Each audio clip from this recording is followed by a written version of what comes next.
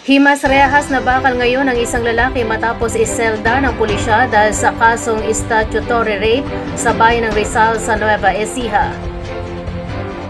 Kinilala ni Chief of Police Police Major Damaso Feliciano Jr. ang akusado na si Froilan Laweng E. Salud ng Barangay Canaan West, Rizal.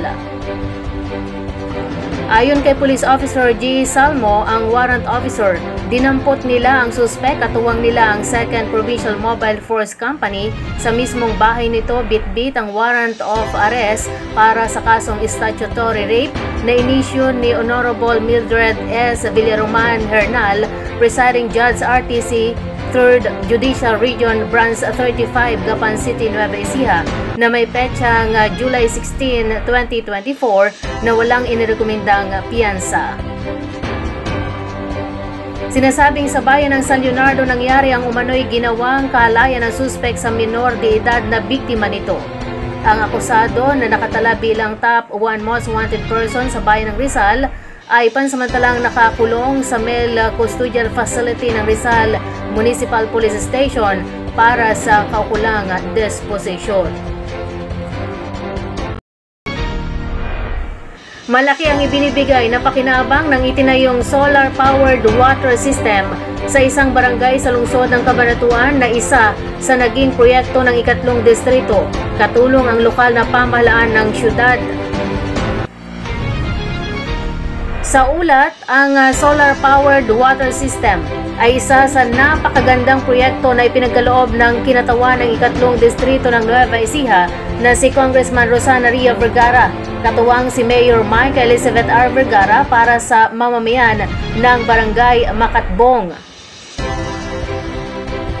Sinabi ni Makatbong po ng Barangay Rolando G. Verba na malaking tulong ang nasabing proyekto sa kanilang barangay dahil maginhawa ng nakakapag-igib ng malinis na tubig ang mga residente araw-araw.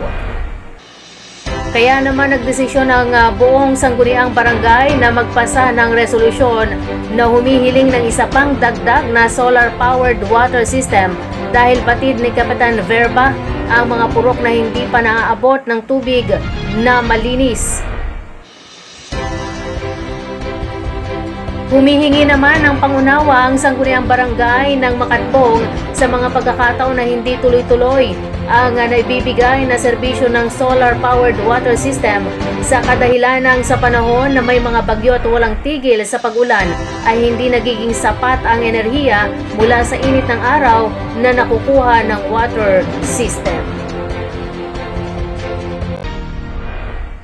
Tiklo ng pulisya ang isang babaeng tendera ng gulay na sumasideline din pala sa pagbebenta ng ipinagbabawal na gamot sa lungsod ng Gapan dito sa Nueva Ecija. Sinabi ni Police Lieutenant Colonel Wilmar Binag, ang Chief of Police ng Gapan, na nagsagawa ng anti-illegal drug bypass operation ang kanyang mga tauhan bandang alas 9:20 ng gabi sa Barangay Bayanihan na nagresulta sa pagkakaaresto sa 58 anyos na ale.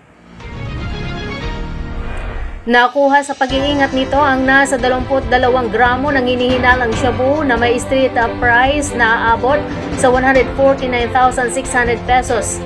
Binanggit pa na matagal nang nasa watchlist ng Gapan PNP ang ginang na umano'y rumarakit nga sa pagtitinda ng bawal na gamot.